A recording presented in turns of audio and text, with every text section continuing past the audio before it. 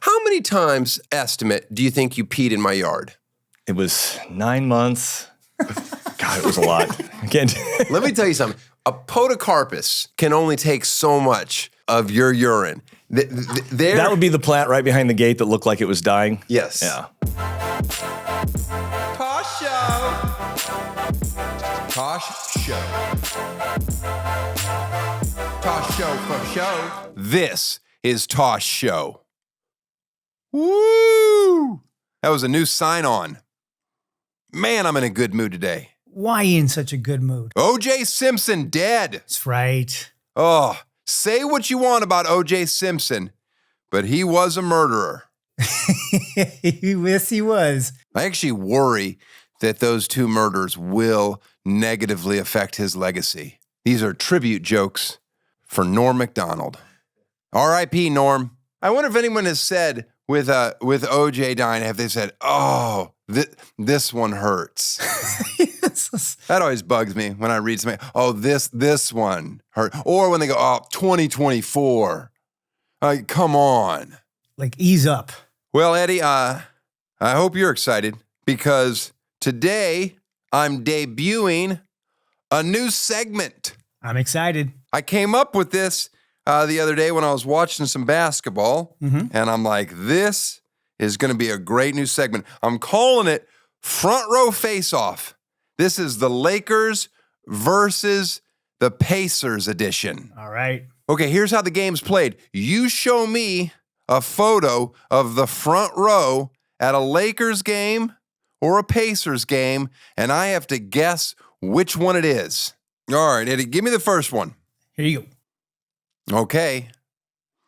Now, it seems like a dead giveaway because it's just all middle-aged white men.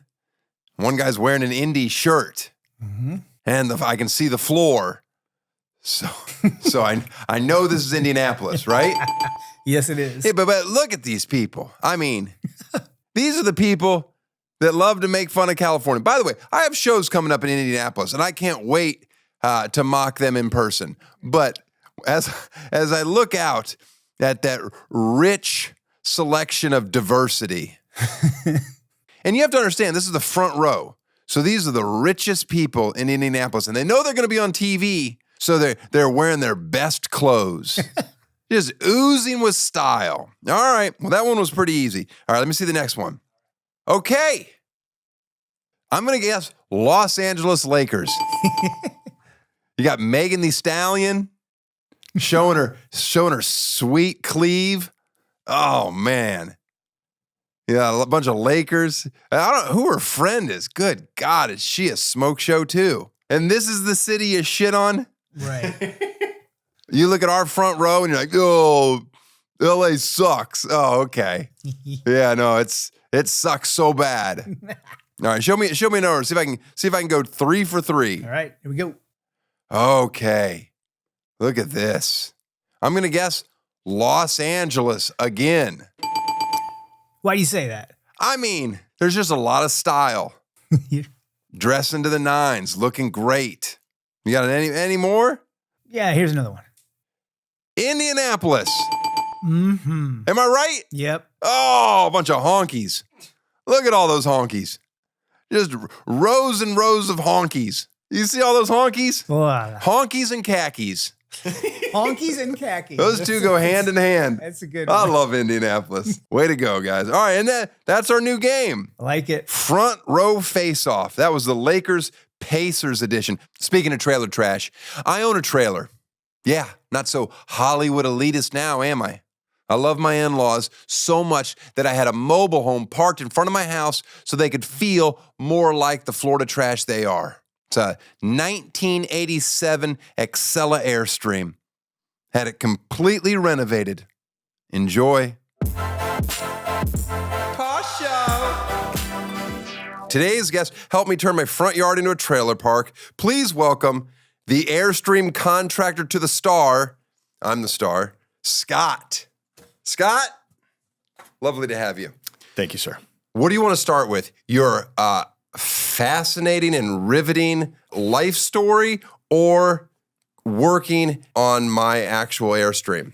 Let's start with the Airstream. So I bought an Airstream because that's what fucking people in Malibu do. 1987 33-foot Excelia. I paid $23,000 for it. Mm-hmm. It was destroyed. It's dented on the outside. The inside was pretty much gutted. By the way, I had agreed with my wife. We agreed on a 19-foot. But they didn't have a 19-foot. They had a 33-foot. And the guy's like, gotta buy it now, man. These things are going quick. And I'm like, oh, okay. So I brought it back. Then I had to get it wedged in, and that took about 7 hours with 15 people trying to wedge it into its little parking spot. My wife also said, you cannot get stressed out about this. So I was like, fine, it's just a fun little project. We're going to renovate an Airstream. And by renovate, I'm going to hire someone to do all the work. Then, lo and behold, my neighbor, or a couple houses down, we're not going to say who, but I live in a celebrity enclave. This person's Academy Award winning. They had bought an old Airstream around the same time, and you had finished up on it. And I was like, oh, well, if it's good enough for an Academy Award winner, send this guy my way. I don't need to do any research. You had never really done this before, correct? Correct. How did you get into building multiple Airstreams on my street? Oh, boy. That's a long story. That's good. As you know, a little bit from the background, I'd worked in the movie industry for a while as a prop maker. I know a lot about you because one thing I'm going to tell people right now, you can talk. This is true. Yeah. All right, let's get into it. All right, so you are a prop maker on movies. Yeah, I got into the film business later in life, I guess you'd say. I got into the prop making when I was 40. Oh, really? How old are you? I'm 54. You're 54? You still look good. Thank you. Not you still look good. You look good. When I finally got into working in props, I'd already had a stint in just about every trade for a little while. Okay. When you work in props, there's no rules on how to do anything. So I had free reign to kind of pull from all the experience of all the different trades. And made me really good at being a prop maker. It gave me a lot of advantages. With props, though, in television, it doesn't matter if it lasts long. It doesn't matter if it functions well, in my experience. It just matters if it looks good and does what they need it to do for that split moment that it's on film, which is terrifying when it comes to needing someone to build you a home that someone's going to live in and drive down the road. Right. All right, go on. When I got to working on your Airstream in particular, because I'd worked in construction and whatnot, I had some experience about what it would take to create something with some longevity. Okay. Right. And I kind of put the pressure on myself to be moving fast like you would for a film shoot. Uh-huh. But I was able to settle in and say, well, I got to build this as if I'm going to live in it. You know, that's the only way I could figure it out. So I kind of ended up taking a little more time than I would have liked, but everything I did was based on the idea you're probably going to want to enjoy it for a good 10, 20 years. My wife was pregnant right when you were coming aboard to start the job. And we talked briefly, and I said, Scott, how long is this going to take? I need this finished by the birth of my daughter. And you said, no problem. Did you not? You said no problem. I believe I said that, yes. Right. You said 2 months. You're like, I can do this in 2 months. I believed I could get it done in 2 months. Right. Now it took 11. It might have been more like 9. 9 months. Okay. Fine. The same amount of time it took my wife to grow a human in her belly is how long. Here's the thing. I don't care. 2 months or 9 months. Mm-hmm. I mean, I just finished going through construction hell. I had the Wolseley fire that burned my house. I had 4 years of permits to build my house, then another 4 years. So I've seen real delays. So it didn't really bother me, but I felt like you felt a little bit of pressure. I did feel a lot of pressure. Was I putting it on you? No, it was more like I made the commitment, and then at some point I realized, wow, this is a lot more effort than I was expecting. Right, because you had never done it before. Not one that size. Now, I didn't have any real plans. Were you at any point going like, this guy has no idea what he's talking about? Or were you like fine with how vague I was?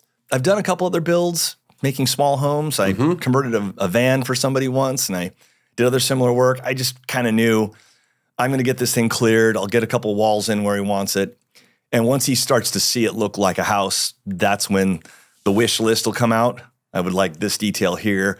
It usually comes in the form of, hey, I was just thinking, could you? And then you throw out something that probably wasn't discussed at any given point. I mean, I feel like I had stayed pretty true to what I wanted the whole way through. You're pretty good, yeah. Okay. Do you remember what your quote was for me of how much it was going to cost? I don't remember. $54,000. Okay. Is what you gave me as a quote. Would we come in 52, 53? 70. 70. 70. But again, guess what? I think that was perfect. Okay, good. I don't have any problem with that. If you give me a quote of 54 and it's 70 is the actual, that to me is an honest person. You can tell you're a builder. Look at that. You got yourself got some no, mitts. I just meant just the one dead nail that you smashed. Yeah. Are you licensed and bonded? No, not at all. I don't even know what license and bonded mean. I just know I've read that my entire life on the side of people's trucks. Does that mean that if you fall and get hurt in my yard that you can't sue me? No, not at all. Oh, I you could have sue done. me? I could totally have sued you. Yeah. Oh man, that would have been horrible. That's my future healthcare plan. Huh. How many times, estimate, do you think you peed in my yard? It was 9 months. God, it was a lot. I can't. Let me tell you something. A podocarpus can only take so much of your urine. That would be the plant right behind the gate that looked like it was dying. Yes. Yeah. I apologize. Not only did it look like it was dying, you were aiming for the drain underneath it, I could tell. Right. But there's just dead leaves all around it. And then I want to point out, by the way, always invited to come into my home. You never chose to do that. You never knocked on the door and said, I need to use the bathroom. You always either went out to the side of the yard. But the stench after a while, I had to start, I want you to know, I had to weekly hose down that area. Just to be fair, it wasn't just me. Agreed. And to be fair, I told you, hey, if I'm not here ever, you can go pee right here. Right. That is a spot of. And I do remember in the beginning, I made an effort to move around that space and try to hit different plants. I did. Then I kind of lost enthusiasm. And why are Airstream such a pain in the ass? They seem like, when you walk around and start looking at the construction, very simple, elegant, and effective. Mm-hmm.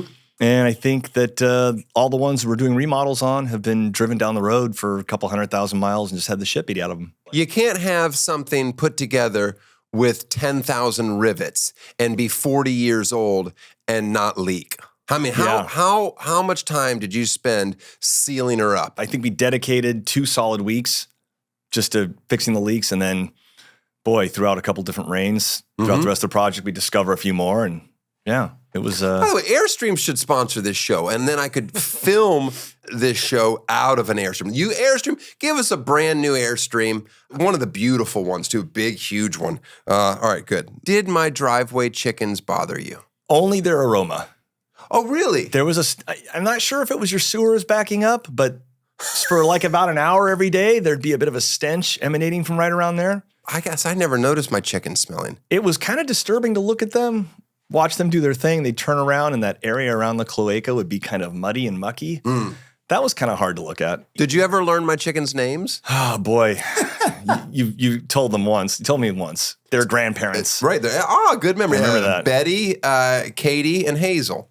I couldn't tell you which one was which. Betty is black. All you have to remember is, Black Betty. I liked having you out in the driveway because it's always fun to come out there and see the progress or see your frustration or watch you. I don't mean this in a disrespectful way. Are you a little clumsy? Boy, it sure was in your driveway that time around. I felt like I've watched you stumble in and out of that Airstream. Man, I could not negotiate the depth of that step. I don't know what it was. For 4 months, it was just your toolbox. Yes. And how many times did you hit your head getting out of the Airstreams? Twice. Once in the beginning. And you generally do that once. Like, okay, I've established that height. And then, boy, towards the end, I got myself good. By the way, you had help at the beginning. The people that you would bring, no experience in building either. You're like, oh, this guy is a writer and he's got some time off. So he's just going to help me. Then you brought one guy over to work and he wouldn't stop insisting on painting a mural in the bedroom. And I was like, I don't want a fucking mural, man. How do I say this nicely? You could have just said it just like that. I didn't. I just said, no, I think we're good. Or my wife's going to handle the artwork. And he's like, no, tell him I want to paint a mural in here. I think when he heard your wife was going to handle the artwork, he was really nervous for you. That was Nate. Nate, if you're listening, you did wonderful work. You did great work. Just, Nate's actually a fine art painter. That's sort of his milieu, is bringing that sort of life to things. Here's the difference between a white person in construction versus a lot of times the Latino people. They would be in my driveway at 6 a.m. till 2:30. Mm-hmm. They avoid traffic on both sides. You, different style. Show up around 11. Stay till it's uncomfortable, and I'm walking outside at 9 p.m. telling you, hey, fucking wrap this shit up. Wrap it up. We have a noise ordinance. Yeah. I tried coming earlier. There's just so much traffic from the part of town I was coming up in. There was kind of no way to avoid it. And then when I was on a schedule to get started better, I was stopping at one of 3 different Home Depots almost every day. Are all Home Depot layouts the same? Pretty damn close. You know your way around real well? I think so, yeah. You ever ask for help or no? No, I don't need to ask for help. Oh, that's great. Home Depot. By the way, what's the best power tool to buy? You talking brand or the brand? Brand. Ooh, boy. I think right now Milwaukee is probably the best. Milwaukee. Yes. I think I've got Milwaukee. Milwaukee, why don't you send me some more shit? I love Milwaukee. They should be a sponsor of this podcast. Milwaukee. I don't think I have Milwaukee. I think I have Makita. Is Makita not good? If you like that sort of thing. What does that mean? Yeah, that seems like... Well, they're Asian designed and made, so they're a little more elegant. And we Americans like things that hit hard and bash things. So Milwaukee and DeWalt pack a little more punch with the batteries. Interesting. Yeah, it's weird how everything, there's lines that are drawn. I'm not foreign to working with tools. Or you think I am? You didn't look particularly handy. Whoa. I'll give you this, though. When you talked about adding that little badge or emblem to the electric car you got for your son, you talked about the hardware, and you said, how would I go about this? And I said, double stick tape. And I realized I could see the reaction on your face. And, oh, Daniel actually knows what I'm talking about in this instance. Well, did I know what double stick tape? You realized it was a better option than using hardware to penetrate the surface of the brand new car. All right. I gave you a few points out of that. That's all. So I know how to tape something on. It wasn't Eddie here. He has a little cabin in Tahoe. Okay. And all the time just is like, oh, I'm putting in a new bathroom. And I'm like, I know you. You don't have any ability to do this. And he's like, yeah, well, you watch YouTube videos and you figure it out. And he does it. Mm-hmm. And does it look good? It doesn't look, it looks better, right. But it also looks like somebody that, oh, this was your first time. Good try. Yeah.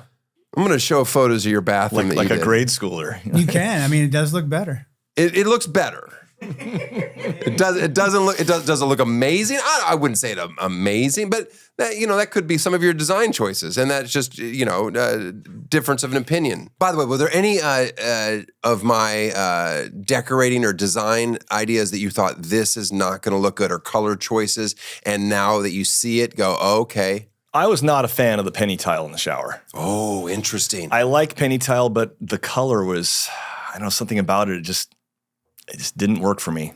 Pink? Yeah. Well, normally in a shower, you would have, if you're going to go with penny tile, it's normally on the floor. And you would counter it with something else on the walls. But we just kind of went everywhere in it. Yeah. It does look better now that it's complete. Now, once we had the hardwood floor in, and then we had the off-white everywhere, and then the 2 wallpapered walls, that helped quite a bit. But you still don't seem like you like it. To this day, it would not be my choice. You're completely wrong. Let me tell you something. Everyone loves that shower. Well, I'll stand corrected. When I first met you, we started talking about in your life. Interesting. Fascinating for sure. Okay. Can we get into it? Go for it. All right. Let's start with just off the top of my head. You were adopted. Yes. So I grew up in San Diego, and my parents told me from a very early age that I was adopted at birth. We didn't really get into it. So you were born in San Diego? I was born in San Diego, yes. I was actually, come to find out, I was released to them the very next day. Ah, okay. So it was probably during the pregnancy, this was all worked out. Correct. And then I grew to 50 years old, not really knowing anything else about it. Never wanted to? Not really, because I felt I felt like I had my family. Of course, you know, but still, I've looked into adoption before. I'm not. I've been very interested in it my whole life of adopting a child. But my wife wanted to have her own children, as a lot of people do, and I'm not. Yeah. That's been great too. Mm-hmm. I'm still open to it, and I think now maybe that'll be something we can do. But now I've learned there's no more of these closed adoptions or secret adoptions where you don't get to know the information. The parents' information now is it's always readily available. Okay, sorry. I have a comment about that. Go ahead. So I think it was maybe 2006 when I went to get my marriage license at the county clerk's office in San Diego. Mm-hmm. The clerk took my information, confirmed my social security number, and then said, "Hey, are you aware you're adopted?" And Whoa. As a matter of fact, I am. He said, "Well, do you want to contact your birth parents?" No one had ever put that to me before. And I said, "Well, no, I guess not." And he goes, "Why do you ask?" He says, "Well, it says right here, the information's available. And says you're free to contact if you like." What a weird thing for him to do. Yeah, right. That's I mean, borderline. He's an insane person, but he's probably has a monotonous job and rarely gets to have any fun. And he's like, "Watch me blow this dude's mind." Totally. In hindsight, that day, you should have just been like, "You know what? Just rip that marriage license up and walk out." Oh boy, that is correct. Yeah. When I met you, you're like, "Hey, you were going through a divorce." Correct. You're like, but you still lived with your wife, your ex-wife. Yes. So I think that explains why I was having to kick you out at 10 o'clock at night. That might have had something to do with it. So this is 2006, back when things were so sunny. So sunny. So it was full the of beginning optimism. of a relationship. Yeah, it was amazing. Okay. And he tells you this. Little does he know, he just put a seed in your head that eventually is going to explode. So in 2017, my father died. Mm-hmm. And in that year following, I started thinking about what about my birth parents? Do I have any other family? And so I simply called the county clerk's office in San Diego and said, "I'm ready to have that information now." Mm-hmm. And the response was, actually, there was a bit of a foul up. We weren't supposed to be letting any of that information out. And this was apparently a statewide mistake somehow. And they'd said, now the law stands that every adoption is sealed. So they were unwilling to give me any information. And then later, I filed some kind of a form, applied for the information for a bunch of different excuses. And they came back and said, "Look, unless you have a medical emergency, the doctor gives you a note and says, we need to know what's going on in their family, you're not going to find out about this. Okay. Not through us." This is where it gets a little weird. I don't think I ever told you this part. So I think the following year, I was with a friend. And she said, "Hey, do you want to go to this giant medium event?" And I said, "What's this?" And she said, I don't. The way she's setting this up, the answer is 100% no. Should have been a no. I don't want to go to this. So $20 a head, you fill a small auditorium. Two mediums sit in, psychics, if you will, sit at the stage, and they talk about what it's like to contact people in different ways and living and dead. And then everyone's allowed to ask one question. Okay. And just to add a little drama, I ended up being on one side of the room, so I was the last person they asked. And I said, "Hi, I grew up adopted. I'm wondering, are my birth parents alive?" Okay. And I figured that was a good question, because if this was just the whole cold read technique where it's it's some kind of a parlor trick, they both seemed a little flummoxed. They asked me a few questions here and there, and they said, "Sorry, can't really help you." And I was like, "No, see, it's bullshit, right? It's complete bullshit." That's what you needed to know, that it was complete bullshit? Well, as I walked out, one of them pulled me aside and said, "Hey, we don't like to respond with any negative things, right? So I didn't want to say this in front of a room full of people and have you take it wrong." She said, your birth father is dead, your birth mother's alive, and she doesn't necessarily want to be contacted by you." Oh, fuck off. Right? So that seems odd. No, it just seems insane. Well, it segues. Here we go. All right. So then later, just deciding I really want to know what the genetic makeup is, I do 23andMe. And my first cousin, Marlene, if you're listening, thank you again. My cousin Marlene is on Instagram, and she immediately calls me and spills the beans about my whole family living on the East Coast. My birth father had, in fact, died. He had died the same week as the man who raised me that I thought of my father. And who was your father? Yes. Even though you say you thought him as your, right, fine. Okay, good. I call him Dad. He's Dad. Fine. Okay. So Dad and bio Dad. A week apart. The same week died. in August of 2017. Yeah. Huh. Eerie. Well, yeah. Now, if she'd have brought that up, the median. She was actually correct as well, that birth mom, bio mom, had me in secrecy and didn't want the family to know about it. And in fact, when I contacted her, simply ignored my calls and emails for like a month. I mean, if I can only imagine what I would do if someone from, let's say, Kansas City that said they had an abortion 15 years ago. Springfield, Missouri, something like that. Yeah. By the way, this is also part of the reason it took 9 months to do my Airstream.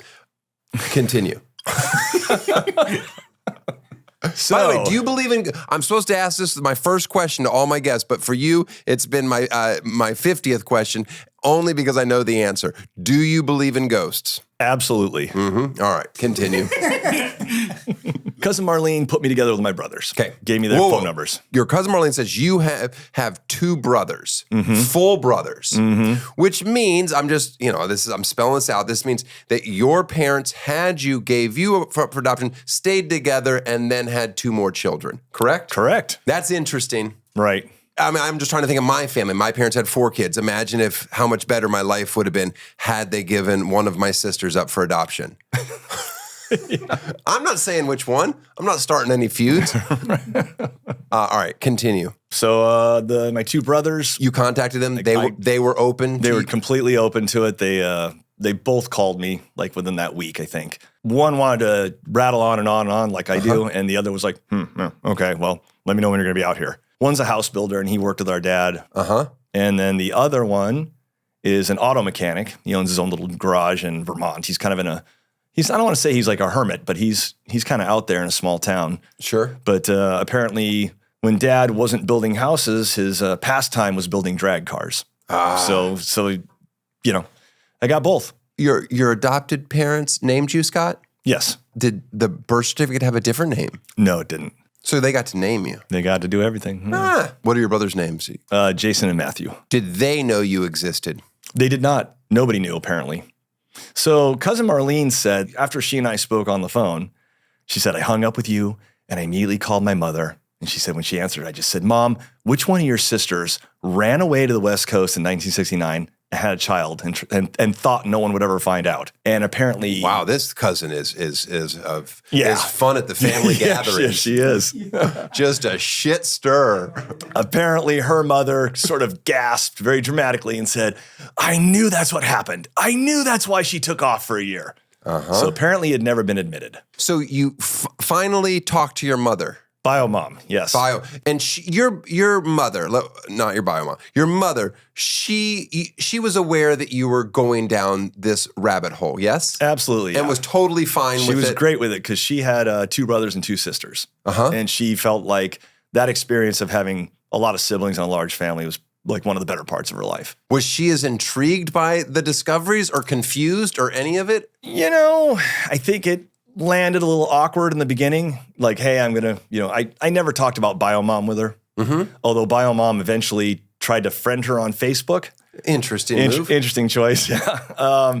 She really enjoyed seeing pictures and hearing conversations. She spoke to both my brothers on the phone at one point. Okay. Yeah, so it was good. Okay, how was the first meeting with Biomom? Wasn't exactly a joyful reunion. First, I met my brothers and I hung out with them for a bit. It turns out, just as a coincidence, the entire family was at this one house. So I came pulling up in a rented minivan, and there was 35 people sitting on the porch. And they did that on purpose, knowing that you were coming? I don't think so. I think at that point, Biomom wasn't really talking about it much. They didn't know you were coming? They didn't. Most of them on that porch did not know I was coming. And then you just started seeing faces that kind of looked like yours? Yeah, exactly. Let me bring up something else you told me. You used to be much larger, yes? Yeah, I was a heavier guy at one point. You lost a ton of weight? About 60 pounds, I think. Okay. When you met your brothers, it was kind of like both versions of exactly. you? Yeah, actually, yeah. The second brother, Jason, is probably the fittest of the 3 of us and looked just like me when I was at my most fit. Okay. And my brother Matthew, my baby brother Matthew, yeah, he's carrying the weight. He's a bigger guy. He's also bigger physically all around, So all right. So you walk on this porch, you start seeing faces and features that look like you. Is that freaking you out?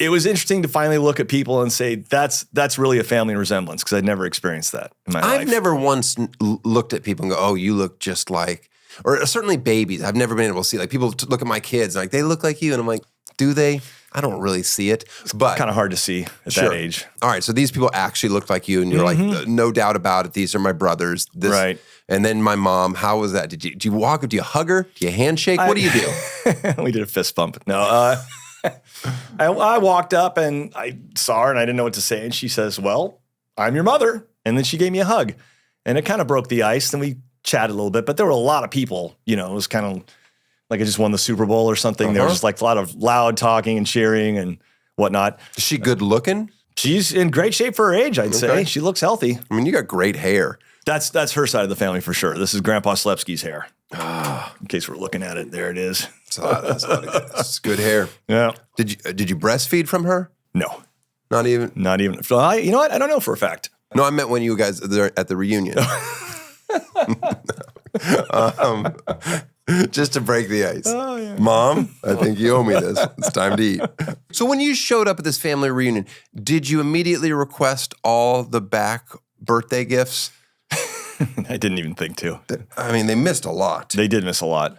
Before you met your brothers, did you like stalk them on social media to make sure that they didn't need a kidney or anything? I did stalk them, but I wasn't looking for medical conditions. Okay. There was no big red flag? You're No, they don't have a huge social media presence either. And then after that day, just all a family again? You guys moved in? How'd it work? Bio mom was kind of holding me at arm's length for a little while, but as time's gone by, it's become okay. Even though she did the right thing for her, the guilt of giving away a child is a weird thing for probably any person. And then to face it 50 years later is... Yeah, that had to be weird. It's not like you were coming with like a malicious intent or anything like that. So, but I'm sure she still felt the weight of this. Like, oh, I'm sure. I mean, that's a tough thing. I think it was the second year I flew back there and met the family for Christmas, and there was a lot of people there that didn't know anything about me still. Mm-hmm.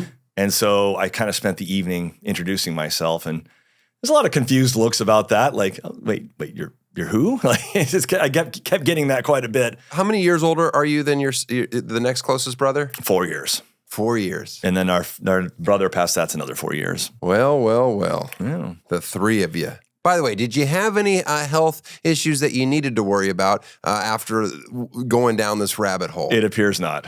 I would love to find out that my parents aren't my parents.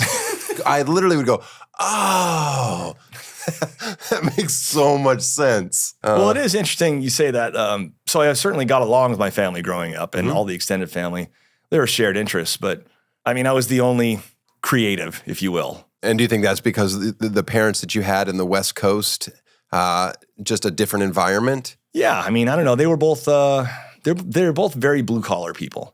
Mom grew up on a farm in Iowa, and Dad actually lost his dad when he was really young and spent his formative years just moving all around the state. So you think you probably, out of your siblings, you had it better? I think so, actually. Right? Yeah. Well, I mean, that's a horrible thing to compare, but that's what my job is to ask. Right. Well, I feel like I got to grow up in San Diego, in the 70s and 80s. I mean, it was just beautiful there, and mild weather, and there was a lot of fun to be had. There's outdoor sports, there's motorsports, there's all that good stuff. And And now you're throwing all of this away. Are you not? And you're heading across the country to work with your brother. I am. I'm just going to take off. I want to spend some time with my brothers. I have the opportunity. That's Vermont? That's Connecticut. Oh, Connecticut. He's the house builder. Are you going to build houses? He's already booking me for work. So how do you build in the winter? Connecticut in the wintertime. Let me tell you how depressing that place is. Ugh. I think he spends a lot of time sitting by a stove getting warm in the winter. That always makes me mad with builders. Like in LA, if it sprinkles, nobody shows up to work for 4 days on a work site. Right. I'm like, oh, so you're telling me that they need complete sunshine to build in Seattle? I don't know how they Somehow do it. they get it done. Which one are you living with? The one that's grumpy or the other one? The grumpy one. I'm going to Matthew's house initially. Are you do you gonna bully him? Ooh, you know what? Actually, the middle brother does that. No, right. First night, wake him up with your nutsack on his head. Just say, I missed out on all this good fun. Yeah, he's a lot bigger than I am. I don't know. That might. You guys gonna take a bath together? You should recreate all.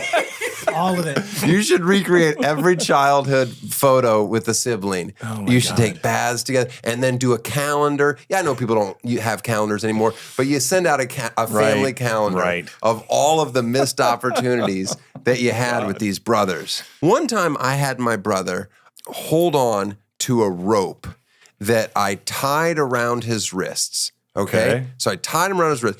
We were playing some form of prisoner. And then I tied the other end of the rope to my bike.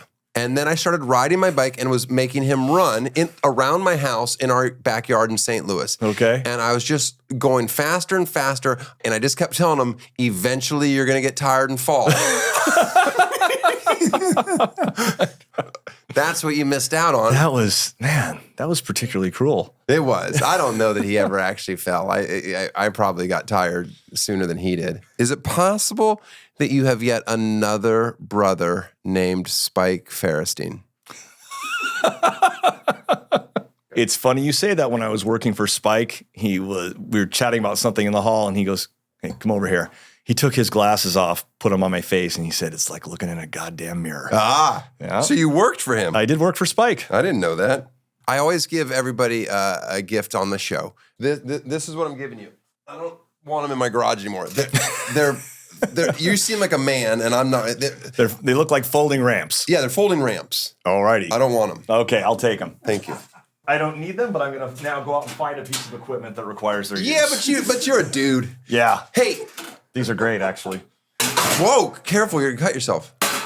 You also enjoyed, you would see how I would torture people. Panda, cousin, I used to occasionally go out in the driveway when you were working, you would notice, and I would put a horribly offensive bumper sticker on her car. They were bumper stickers that I had made when I used to do my other show. One of them was like, "I chug jizz." Yeah. And I'd put them on the back of her car, and she would never notice. So she, for instance, the "I chug jizz" one, she went to a concert that night, and she like a small local concert, and she pulled into the parking lot, and there was a bunch of people milling about, like getting ready to perform, and they saw the bumper sticker, and they go like, "Geez, lady," and she's like, "What?" And she's like, "Oh," and like just mortified. But it would make her a hit at the party. I still do it, just so you know. I do it constantly. And sometimes she'll catch it in a couple days. Sometimes a cop will pull her over and be like, "Hey, you shouldn't have that on the back of your car." But anyway, I'll give you one so you can have one. I don't know if you want to stick it on somebody's or use it for yourself. That's been. Everyone you love will eventually die. Yeah. That's nice. Well, it's just, sometimes you know the right person to give that to. Yeah. And then you just stick it on their car and you just laugh. And they're like, "Who the fuck?" All right, give it down the floor too, next to the table. Well, hey, if you're moving to the East Coast and something goes horribly wrong with my trailer, how fast can I get you back? I promise a 72-hour turnaround. By the way, I love my Airstream. And don't say this just because I want to hear you say that. I don't know that I actually want to hear this.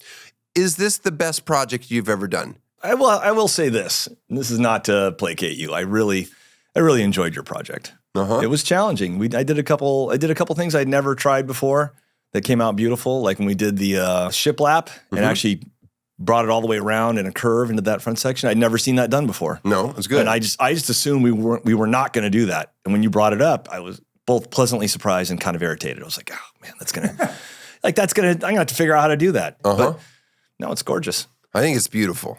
Everyone thinks it's beautiful. And I use it. We always have guests staying in there. Like every other week at least, there's somebody. And my son and I even occasionally get to do an overnight sleepover in there, which we've done. I'll tell you what my favorite thing about the Airstream is: some peace and goddamn quiet. I just go sitting there and I close the door and I hope they don't find me. Well, listen, whenever you're back, you're welcome to stay in my Airstream for, in my head, I was going to say 2 nights, but people always push it and get a little extra on me. So I'll say 1 night. Then you can have 2 nights. I can push to 2. You can push to 2, and I'll give on 2. You can stay in my Airstream for a night.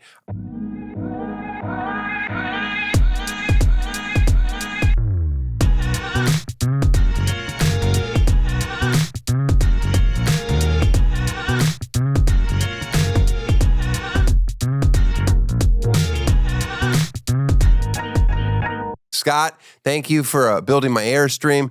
Thank you for talking about your very fascinating life. And good luck in Connecticut with your new baby brother. Tosh Show. Well, Carl, it sure is sad now that Scott's not in our front yard every day. I want to thank Scott for being on the show, and we also gave him an additional parting gift as he was driving out of town, one of my bumper stickers. Hope he gets tons of laughs out of that. He actually needs to come back. Got a small leak in the Airstream, and I need him to touch that up. I'm sure he'll do right by me.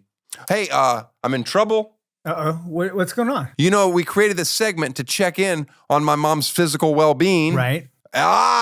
Sure as shit, I messed up. Uh-huh. Forgot to do it last week. She had a surgery. Oh, wow. Cataracts. Okay. You don't consider that surgery? I mean, it is. Yeah. I don't know if it's a check-in surgery. Oh, that's interesting. Because she's making me feel pretty guilty for not checking in on her. What does that surgery even entail? Now, you know what? Let me just ask her. Let's see if she's home.